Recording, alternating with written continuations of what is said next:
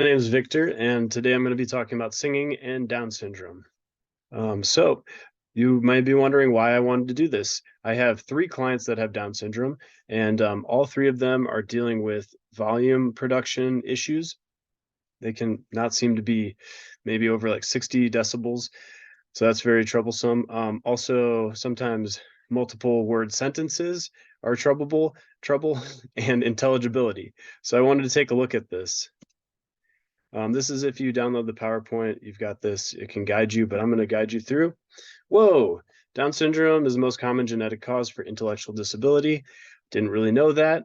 So I think that's something to lead with, that this is affecting a lot of people, and it's something that we should explore more. So if we want to understand a little bit more about Down syndrome, there's a visual auditory processing integration issue that usually comes up. So kind of like what you see and then what you hear, and then kind of interacting with the world after that is troublesome for people with Down syndrome. So they tend to be visual learners, is what I found through a lot of the literature. It talked about that visual is always better than just audio, and then audio paired with visual was better in basically matching beats or like being able to follow tasks and things like that. One thing to note is that sustained attention was not any different than other peers, with neurotypical peers. So that's something that's really great.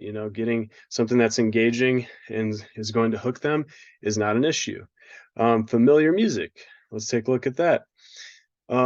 It seemed to, in the study that I put right there, they didn't find a connection to the emotional centers when somebody with Down syndrome was listening to music, but they found a strong connection to the motor areas, for like, hip sway, getting into the music. That happened. That was still lighting up, but not so much the emotional centers.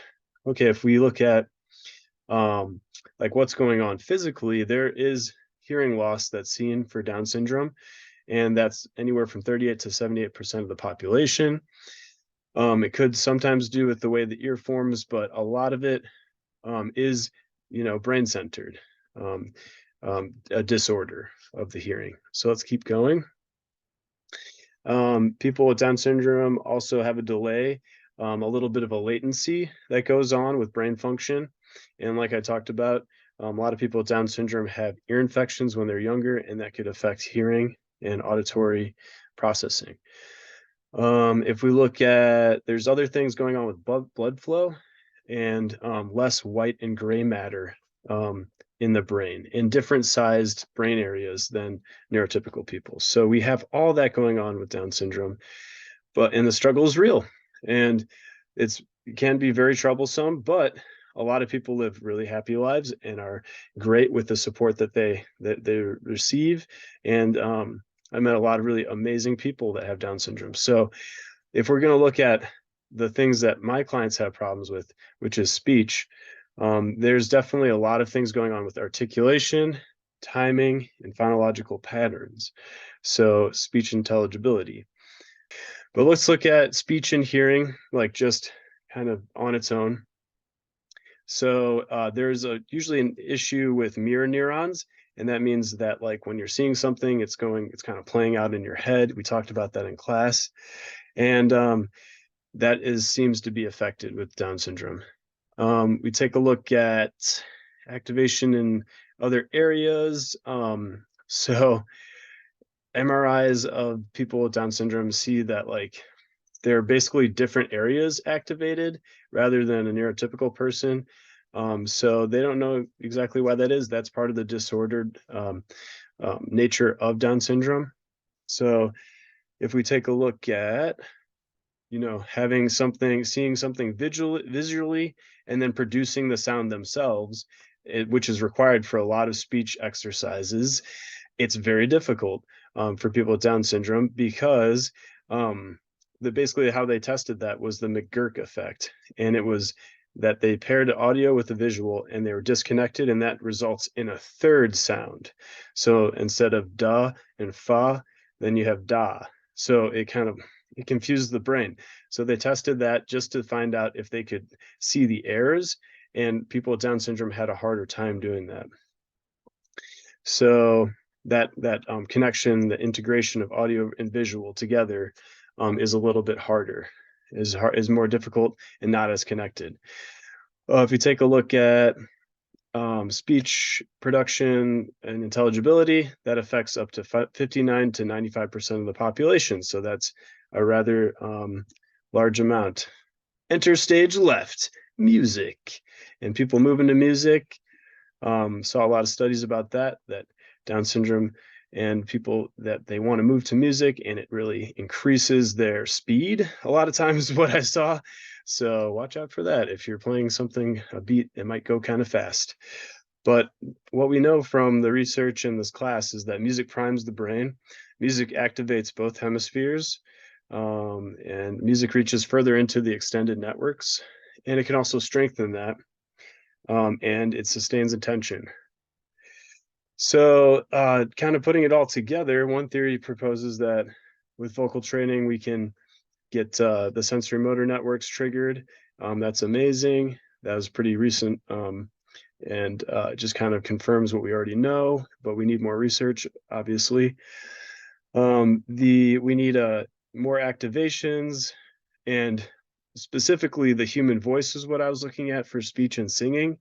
And that one did seem to have some very good activations, better than just musical instruments.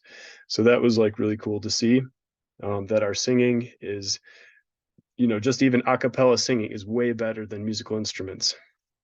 Okay, and then if we take a look, while you're singing, you're still accessing the Broca's area, which is helping with language, syntax, and lexical types of things in processing.